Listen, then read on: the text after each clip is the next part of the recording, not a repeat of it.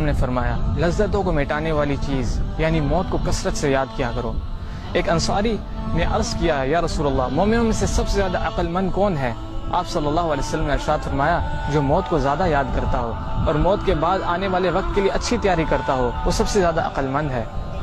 رسول اللہ صلی اللہ علیہ وسلم نے فرمایا اگر تم وہ باتیں جان لو جو میں جانتا ہوں تو تم ہنستے کم اور روتے زیادہ، بستروں پر بیویوں سے لطف اندوز نہ ہو سکتے اور اللہ کی پناہ طلب کرتے ہوئے میدانوں کی طرف نکل جاتے۔ یہ باتیں سن کر قبر کی سختیوں اور آخرت کے مراحل کو سن کر حضرت ابو ذر کہتے ہیں کاش میں ایک درخت ہوتا جو کاٹ دیا جاتا۔ حضرت انس سے روایت ہے کہ نبی صلی اللہ علیہ وسلم نے فرمایا اگر مجھے خدشہ نہ ہوتا کہ تم اپنے مردے دفن کرنا چھوڑ دو گے تو میں اللہ تعالیٰ سے دعا کرتا کہ وہ تمہیں عذاب قبر کی آوازیں سنا دے۔ حضرت ابو ہریرہ رضی اللہ عنہ سے روایت ہے کہ نبی صلی اللہ علیہ وسلم نے فرمایا آدمی جب قبر میں دفن کیا جاتا ہے تو فرشتے سر کی طرف سے عذاب دینے کے لیے آتے ہیں تو تلاوت قرآن اسے دور کر دیتی ہے، جب فرشتے سامنے سے آتے ہیں تو صدقہ خیرات اسے دور کر دیتا ہے، اور جب پاؤں کی طرف سے فرشتہ آتا ہے تو مسجد کی طرف چل کر جانا اسے دور کر دیتا ہے۔ میرے محترم بھائیوں اور بہنوں، میت کے ساتھ 3 چیزیں جاتی ہیں، 2 واپس آ جاتی ہیں اور میت کے ساتھ ایک ہی چیز رہ جاتی ہے۔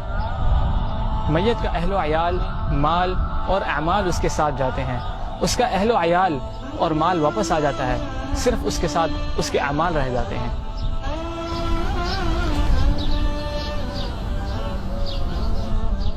میرے دوستوں بھائی اور بہنوں، جس طرح آپ نے دیکھا کہ لوگ بڑی بڑی بلڈنگیں تو بنا لیتے ہیں لیکن اس قبر کے لیے کچھ بھی نہیں کرتے جس کی چوڑائی صرف 2 ہاتھ ہے، اور رسول اللہ صلی اللہ علیہ وسلم نے فرمایا کہ تم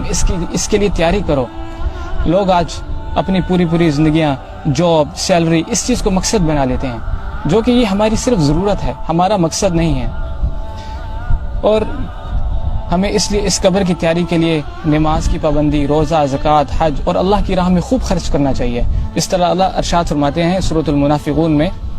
وَأَنفِقُوا مِمَّا رَزَقْنَاكُم مِّن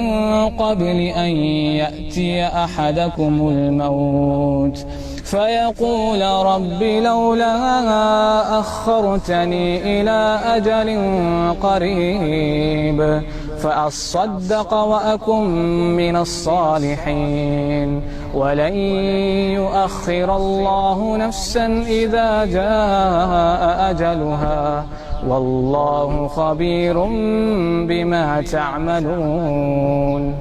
ترجمہ، اور ہم نے جو مال تمہیں دے رکھا ہے اس میں سے خرچ کرو اس سے پہلے کہ تمہیں موت آ جائے اور تم یوں کہنے لگو کہ اے میرے پروردگار تو ہمیں تھوڑی سی مہلت کیوں نہیں دیتا کہ ہم دنیا میں واپس جائیں اور صدقہ کریں اور نیک لوگوں میں سے ہو جائیں۔ آگے اللہ ارشاد فرماتے ہیں کہ جب کسی کا مقررہ وقت آ جاتا ہے تو پھر اس سے ہرگز مہلت نہیں ملتی، اور جو کچھ تم کرتے ہو اللہ اس سے بخوبی باخبر ہے۔ وآخر دعوانا ان الحمد للہ رب العالمین۔